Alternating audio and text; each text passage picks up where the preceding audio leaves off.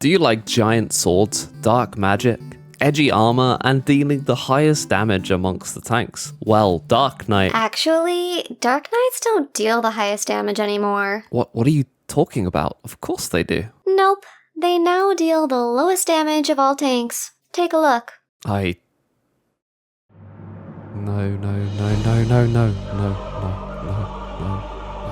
Wait. Impossible. This can't be happening. What are we even good for anymore? Well, you're still the coolest looking tanks, and you have the best burst damage. Oh, and the best mitigation if attacks are magical. I need some time to think on this. Where am I?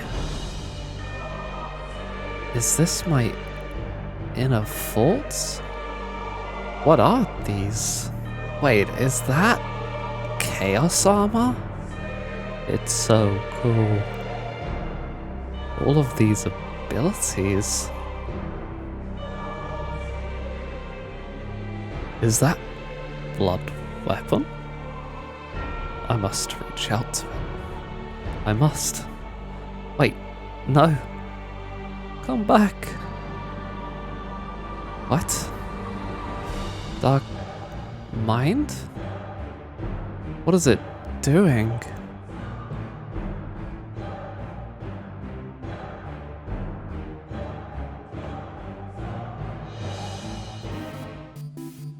I get it now. We still have the best mitigation against magical attacks, still the best burst damage, and look the best out of the tanks. I literally just said that. Ugh. Well, at least you look happy now. Anyways, let's talk Dark Knight.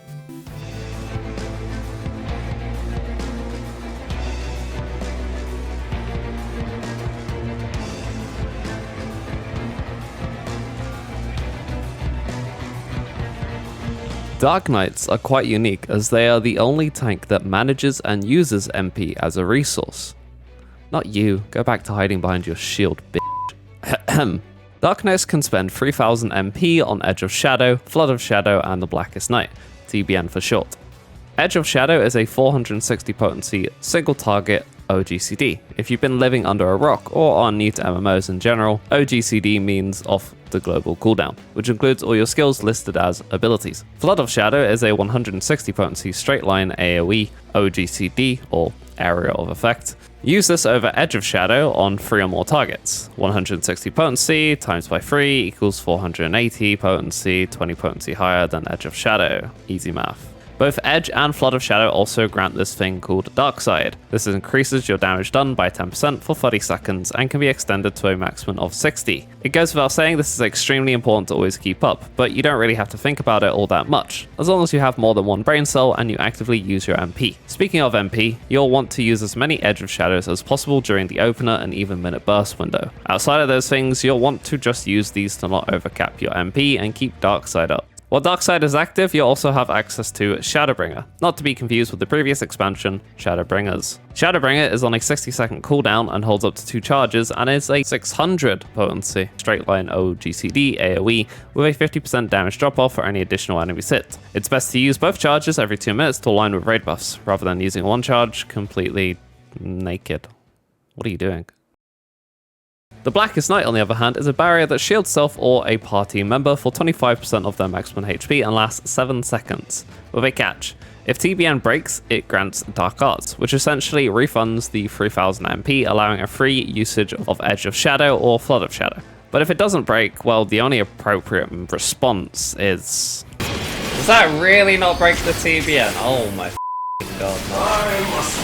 Jesus Christ. TBN is an amazing tool for trash pulls, tank busters, and auto attacks alike. Just make sure it breaks. If you have high levels of sodium chloride in your blood, you can even optimize the TBN breaking just before the even minute burst window and have near to 1000 MP plus Dark Arts going into it, and achieve 5 Edge of Shadows during raid buffs like the absolute sweat lord you are. On top of MP management, Dark Knights also have the blood gauge to manage, which holds up to 100 blood. Dark Knights can spend 50 blood gauge on Dark Fell Cleave, Dark Decimate, and totally not a dot Living Shadow. Dark Fell Cleave Blood Spiller is Dark Knight's highest potency single target GCD. GCD stands for Global Cooldown, now that's out of the way, which includes all your weapon skills and spells. If you're dealing with 3 or more targets, you'll want to spend that 50 gauge on Quatus instead, which is the AoE alternative. Finally, Living Shadow. This is on a 2-minute cooldown and Dark Knight's highest potency oGCD. This bad boy literally begs you to have 50 blood gauge the moment he comes off cooldown. Otherwise, he'll be really sad, and so will your damage. And I guess to align with your party's 2-minute cooldowns as well. Moving on. So, how do you actively generate MP and the blood gauge? If you're accustomed to other tanks, you have already developed a hard-on for pressing 1, 2, 3 over and over again, because nothing changes here, and you'll be spending the majority of your time doing just that. This thrilling 1, 2, 3 combo consists of Hard Slash into Siphon Strike and finishing with Soul Eater. Hard Slash is your combo starter, Siphon Strike is your mid-combo attack which restores 600 MP, and Soul Eater is your combo finisher that heals the Dark Knight for 300 key potency, which is negligible at best. The important part here is Soul Eater increases the blood gauge by 20. For AoE, we have the Unleash into Stalwart Soul combo, so instead of 3 buttons, we have 2. How exciting. Unleash is an AoE around you and is your combo starter. Stewart Soul is again an AoE around you and your combo finisher. It also restores 600 MP and increases the blood gauge by 20, and you'll be using this combo over Soul Eater if there are 2 or more targets. But those aren't the only ways to get MP and the blood gauge. Wait a minute.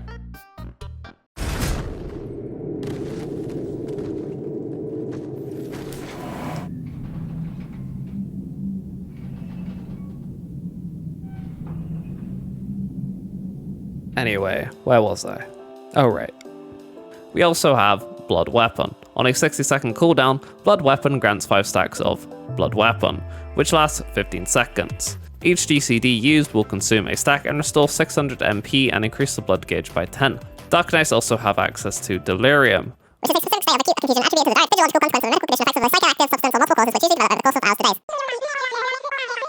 What's that? Actually cover the ability and not talk about the meaning from Wikipedia.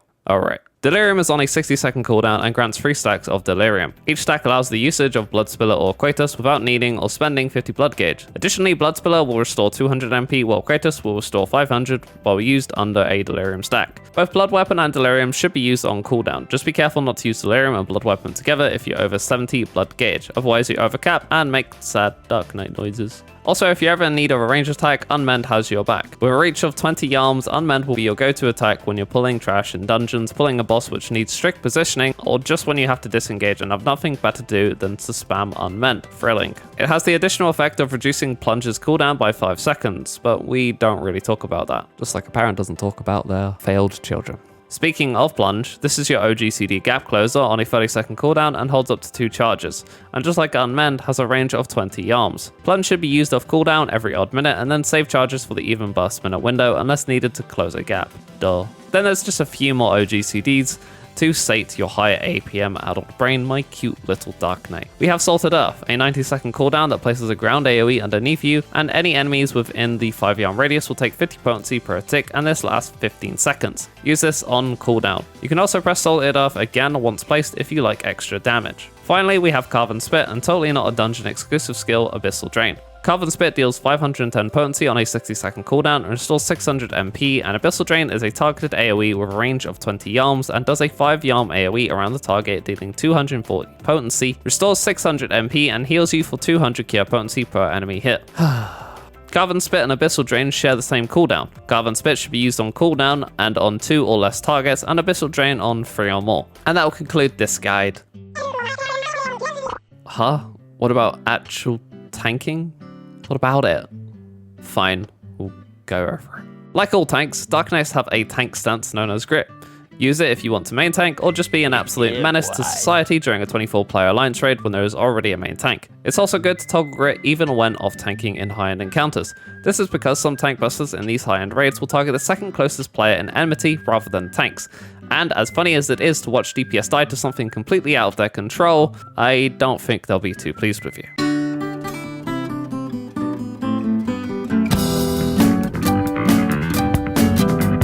If you manage to get too high up on aggro and don't fancy stealing the boss from the main tank, you can always shirk them, which transfers 25% of your enmity to a target, although shirk is on a 2-minute cooldown and you might need it later for a tank swap, so instead you could just drop grit for a bit and then let the main tank catch up on aggro. Speaking of tank swaps, provoke is the easiest way to execute them. Provoke will taunt the target, placing you on top of the enmity list on a 30-second cooldown. For the completely clueless, this is used in conjunction with shirk. Off-tank provokes, main tank shirks off-tank. Off-tank is now the new main tank. I highly recommend making a shirk macro like the one I have set up.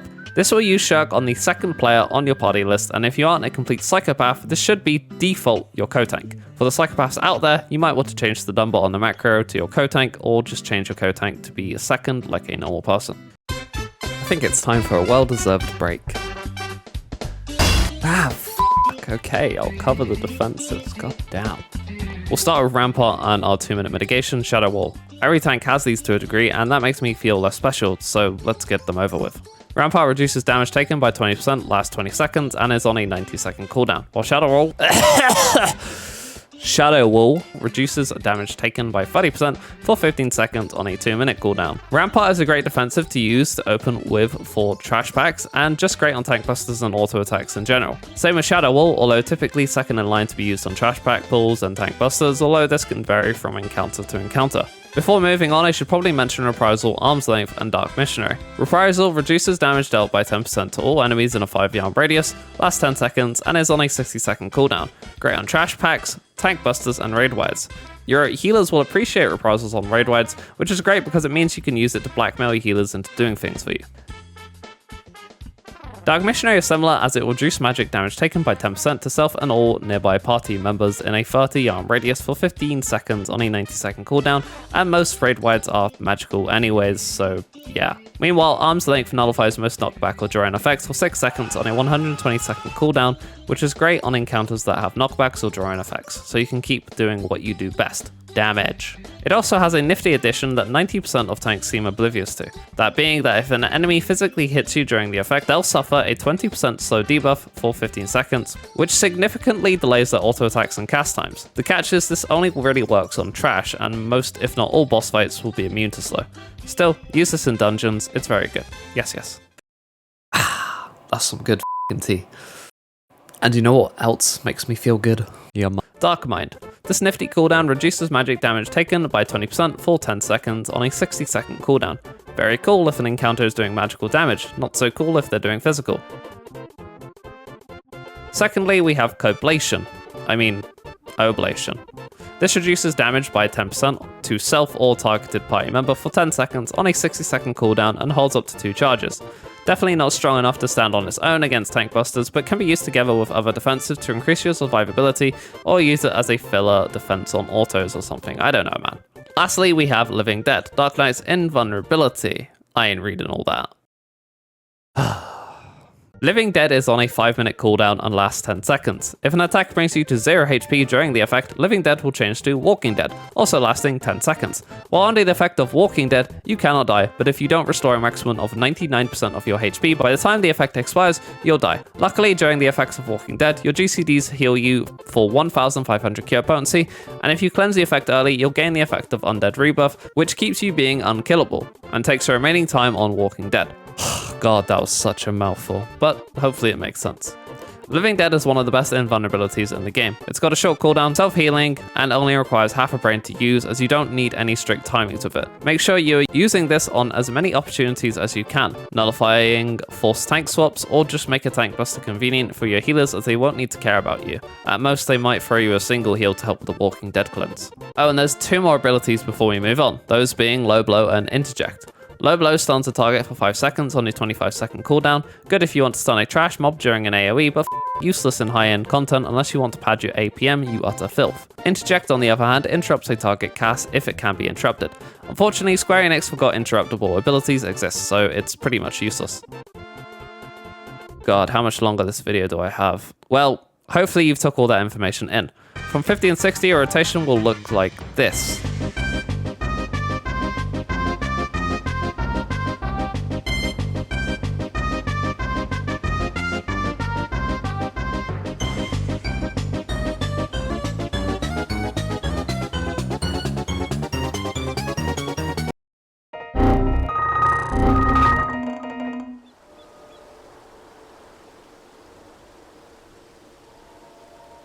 Whoa, steady there.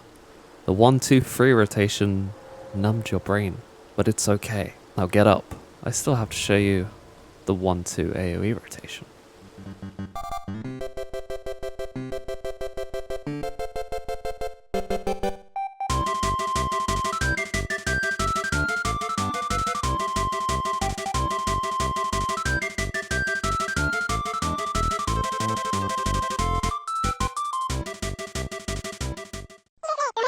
What about defensives? Well, because you don't have TBN until level 70, prepare to be f***ed in the ass in dungeon pulls. If you want to make your healers themselves, open up with Living Dead. It's actually good because you'll get your HP back fast and the healers won't need to worry about you unless they were born yesterday and don't know how LD works. If you don't care to use Living Dead, just open up with a Rampart first pack and throw in a Reprisal and Arm's Length after that. On second pack, open up with Shadow Wall, throw in a Reprisal and Arm's Length if you didn't use it on the prior pull, and once Rampart is back up, use that. Oh, and if you notice an enemy doing magical attacks, you may as well pop Dark Mind. Bosses don't hit for so don't stress about that. Yay, level 70. Our rotation is slightly less mind-numbing, and it will look something like this. Finally, the power of Delirium is within my grasp. Finally, the power of Delirium is within my grasp. With this, I can cast 3 Quatuses or 3 Blood Spillers without needing any black blood.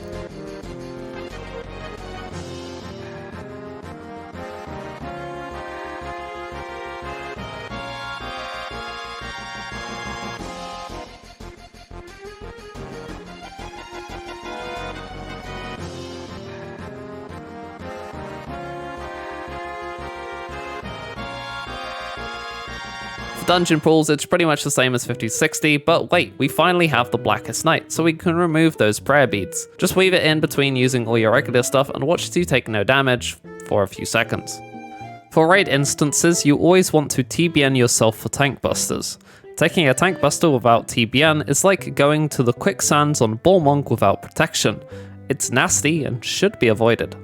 Congrats, you're now level 80. You can press 1 extra damage button and conduct in the act of Dark Missionary with your healer to make them happy. Whoa, you're max level? You can use Shadowbringer and press Salted Earth twice now, which means we can finally finish the opener, which will look like this. Pre-pop Blood Weapon, and if the boss doesn't hit like a little bitch, pop TBN as well on yourself if main tanking, or the other tank if off tanking. If you do main tank because your other tank is a little you'll want to use Provoke just before pulling, unless you like using Unmeant and delaying your entire opener by a GCD, but hey, you do you, buddy. Then in an ideal world, the rest of your sweaty fingers will be pressing Hard Slash, Edge of Shadow, Delirium, Siphon Strike, Strength Potion, Soul Eater, Living Shadow, Salted Earth, Hard Slash, Shadowbringer, Edge of Shadow, Blood Spiller, Carbon Spit, Plunge, Blood Spiller, Shadowbringer, Edge of Shadow, Blood Spiller, Salt and Darkness, Edge of Shadow, Siphon Strike, Plunge, Edge of Shadow, Soul Eater, then enjoying pressing 1, 2, 3 over and over again. But here's a secret with Dark Knight that most people don't know. The most important timings are Blood Weapon, Delirium, and Living Shadow. The rest, just press under raid buffs. Order doesn't matter. Just don't let the balance mentals hear you say that. And a little tip on optimizing, because I'm such a good teacher. After the opener, once Blood Weapon comes back off cooldown, delay using it until Delirium comes off cooldown and your 2 GCDs into Delirium. Then use Blood Weapon. This will forcefully align it with raid buffs for the rest of the fight, and you only need to do the delay once. I know you're capable of that much. The truth is, Dark Knight isn't that hard. It's just very busy every even and odd minute, but overall simple. We just like to say it's hard to make ourselves feel important. Just don't overcap your MP or blood gauge. It's that easy. For Mitty, we have Coblation. If you've been listening, you'll know how to use it. If you haven't, just press it with your other cooldowns because you feel obliged to use all your tools even if it's dog shit. You can also opt into using Oblation and TBL on other players like your co-tank to help with mitigation if they need it, or to save a player from dying when they're low health. For stats on gear and melding, prioritize critical hit because duh, it's OP. After that, meld as much direct hit as possible because Square Enix hates tanks and healers and we don't get it on our gear. This makes it scale ridiculously. Determination is good, but we'll get so much of it from gear that direct hit is prioritized over it. Tenacity is a last resort on gear, and avoid skill speed like it's COVID-19.